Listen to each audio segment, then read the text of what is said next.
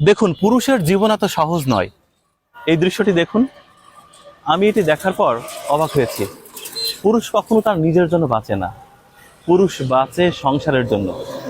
পুরুষ যদি কখনো নিজের চিন্তা করত, তাহলে হয়তোবা মুক্ত পাখির মতো ডানা মেলে উড়ে বেড়াতো। দেখেন, এই ঝুঁকিটা কেউ নিবে? পৃথিবীর কোনো প্রাণী নেবে? সম্ভবত কেউ নিবে না। শুধুমাত্র পুরুষকে নিতে হয়। কেন জানেন? স্ত্রী, পুত্র, বাবা মা সকলের জন্যই পুরুষ কাজ করে। পুরুষ শব্দটি এত সহজ নয়। হয়তোবা অনেকেই অনেক অভিযোগ করে। অবশ্য দিন শেষে পুরুষেরই দোষ হয়। পুরুষ যত কাজই করুক না কেন, পুরুষকে অভিযোগ শুনতে হয়। সকলেই বলে, তুমি কি এমন করেছো, সংসারের জন্য তোমার অবদান কি?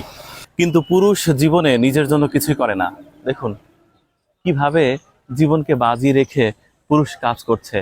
দেশে, দেশের বাইরে, কত জায়গায় পুরুষ প্রত্যেকটা মোমেন্টে তার জীবনকে মৃত্যুর মুখে ঠেলে দেয়, শুধুমাত্র পরিবারের মানুষের জন্য, পরিবারের মানুষের মুখে হাসি ফোটানোর জন্য। যারা প্রবাসে থাকে তারা তো এর চেয়েও বেশি ঝুঁকি নেয়। বড় বড় বিল্ডিংয়ের গ্লাস পরিষ্কার করে, তার চেঞ্জ করে, তারপর কনস্ট্রাকশনের কাজ করে। তাদের জীবনটা আরো বেশি ঝুঁকিপূর্ণ। সত্যিকার অর্থে তারা মৃত্যুকে প্রত্যেকটা মুহূর্ত আলিঙ্গন করে। কেন জানেন? দেশে টাকা পাঠানোর জন্য। প্রবাসীদের কষ্ট প্রবাসীরাই বোঝে। সর্বসাকুল্যে পুরুষ হয়ে ওঠা এত সহজ নয়। দেখুন, পুরুষের জীবন আসলে এরকমই। আমরা পুরুষকে নিয়ে অভিযোগ দিতে পারি, কিন্তু পুরুষ মানুষ আসলেই নিজের জন্য কখনো বাঁচে না, নিজের জন্য কখনো কিচ্ছু করে না। পুরুষ সংসারের মানুষের জন্য সবকিছু করতে পারে, নিজেকে তুচ্ছ করতে পারে, নিজেকে মৃত্যুর মুখে ঠেলে দিতে পারে। আমার এই দৃশ্যটি দেখার পর জীবনের কাছে কোনো অভিযোগ নেই, কোনো অভিমান নেই।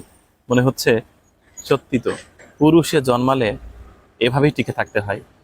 টিকে থেকে যুদ্ধ করে জয়লাভ করার নামই হচ্ছে পুরুষ। আহারে পুরুষ! পুরুষের দুঃখ কখনো কেউ বোঝে না, কিন্তু পুরুষের দুঃখ বোঝা উচিত। পুরুষ মানুষের জন্য অনেক অনেক শ্রদ্ধা আর ভালোবাসা।